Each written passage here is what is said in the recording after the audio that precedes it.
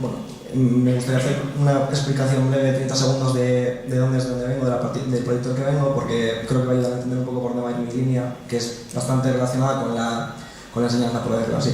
Vengo de un proyecto que se llama ICADE Baste. ICADE quiere decir Ikaskuntza Cooperativo Dinámico, que quiere decir aprendizaje cooperativo y dinámico, y nace en 2010-2011 en un contexto en el que la universidad está cambiando de manera global y en mi universidad a los alumnos les pregunta qué es lo que falla, qué creen que no funciona.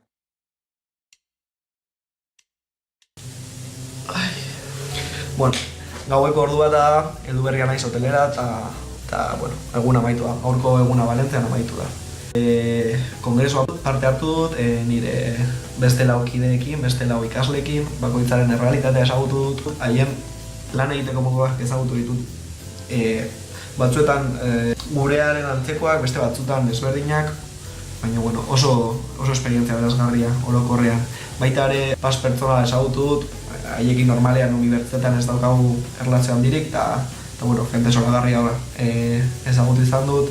Nire esan behar nuena esan dut lehen kongresuan, galdeak egin dizkiate, galdera oso interesgarriak gainera, erantzun egin dut, eskerrak eman Laurari aukera hau eman izanagatik, ikasle bezala eta pertsona bezala oso esperientzia berazgarria izan da.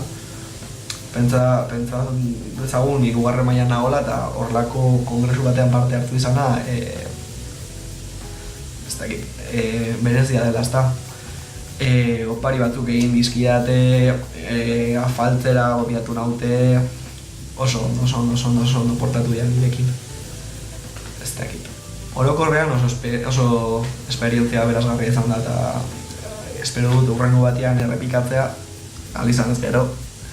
Eta uste dut nire lana ondo egin duela, eta jendia hemen posik edatu dela. Super berandu da, super negatuta nago, bihar goizeko 9:00 hegazki bat hartu behar dut. Baina, bueno,